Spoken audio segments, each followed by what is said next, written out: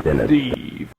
Hey YouTube, Steve back with another video, and today is the turn of Mindscape, Cinemaware, Byte, and there's a Ubisoft game as well in here. So I'm just going to crack straight on as usual. First up, we've got Fury of the Furries. Quite a highly rated game that I haven't put enough time into. I know it's quite a popular game. Really nice condition, that one. And then on to another really good platformer, this Fire and Ice. I believe it got a CD32 version that's got parallax scrolling. And it says on the front here that it includes a free poster, which it does. Happy to have that.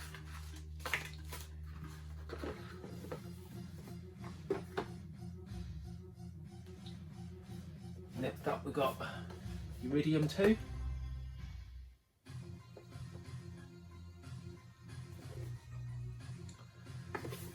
Obviously sequel to the legendary Iridium from the C64.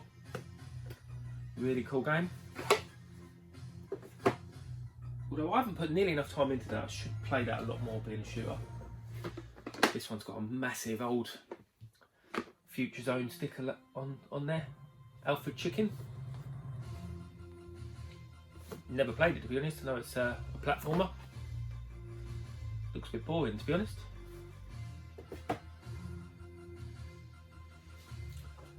Next up, another great run and gun platformer, Rough-and-Tumble. I should give this one a bit of an iron. I think this one will come out quite nicely if I iron the edges. But again, quite a sought after game, this one. I mean, be lucky to get it for under 50 quid these days. I've heard this one's a little bit expensive as well. Moonstone. Fantastic game. Not rare though, it's not a rare game, it's just really sought after. I don't really know why it's as expensive as it is, really. Don't get me wrong, it's so iconic, but I didn't own it back in the day, and I'm so greedy I own two of them, but I've never paid more than about 100 quid for it. I know this one I believe I paid 100 quid for, purely because it just came up, and I actually bought it for 20 quid. That was the last one I bought earlier this year. Unbelievable, really. That was on Facebook Marketplace. I just obviously flipped it on. But I think I've owned about 6 copies. I remember when I got my first copy, I was looking for ages for one.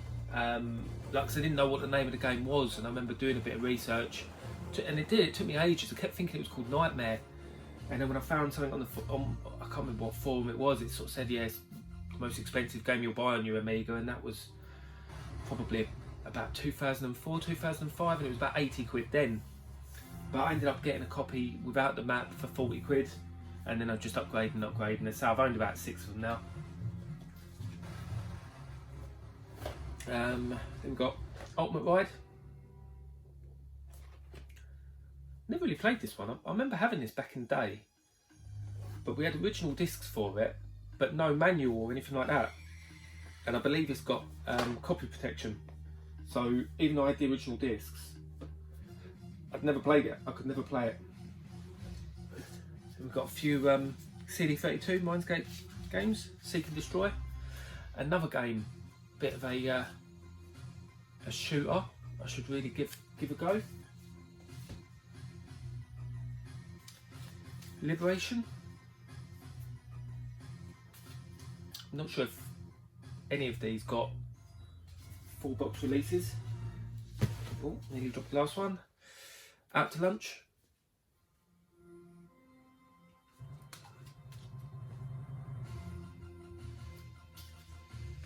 And then the last Mindscape game that's going to take us on quite nicely to Cinemaware is TV Sports Baseball. Now again, this was my one from back in the day. I remember my dad buying it. Don't really know why, he was never into baseball or anything like that, but just looked really good. But yeah, this box is pretty squash. Again, would really benefit from an iron. I think a bit of an iron on that, it will come out really nice. So from Mindscape onto Cinemaware. Got TV Swoops Football. Again, really highly rated this. I've never been into American football, but again, a real decent one if you do like it. And we've got TV Sports Basketball. I know there's a few other TV Sports games that I don't own. I think there's a TV Sports Boxing as well. But I enjoyed this back in the day. I used to really like this back in the day. Quite slow and a bit tedious now, but yeah, back in the day, definitely a really good game. All-time classic, Defender of the Crown. Again, you don't see the big box original too often. This one's a little got some creasing on the side, quite fragile, but awesome. Love this game, absolutely love it. Stand this one up there. And on the CD32, Defender of the Crown 2, also compatible with a CD TV. Again, not one you see too often. It commands a bit of a price, that one as well. I was quite lucky. I got that in a bundle of 3 games, and I don't think it cost me much more than 40 quid. Fairly recent pickup, would have been in one of my last pickup vids. It came to the desert. Another really popular, quite sought after Amiga game. And another one I've never played. Also got the data disc with it, the add-on ant heads. It's a shame this didn't come in a box the same size. Next up we've got Rocket Ranger.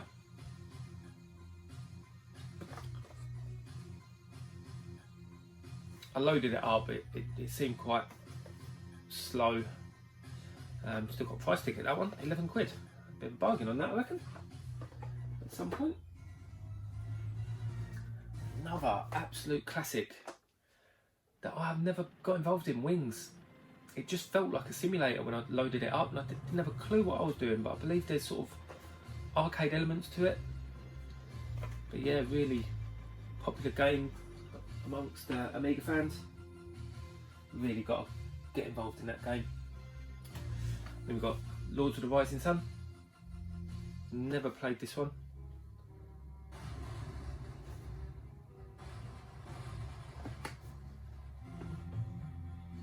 And I know I usually leave compilations to the end, but I thought I'd show this one at the end of the Cinemaware ones. This is a double pack of ant heads, and it came from the desert. Had this for ages. I think it was one of the reasons why I was really holding out for it came to the desert at a decent price. On to Byte, absolute classic game behind us. Apidia, awesome game. Again, I've got a bit of a bargain with this as well. It's not in the best of condition, but I can't complain with how much I paid for that. Probably got it a couple of years ago now. On to UGG. Guy never did get back to me about sending it back, so this game has cost me nothing at the moment, but it doesn't work. I've got a backup disc for it, and obviously I'm not going to do anything with the original disc in case the other guy gets back to me about returning it.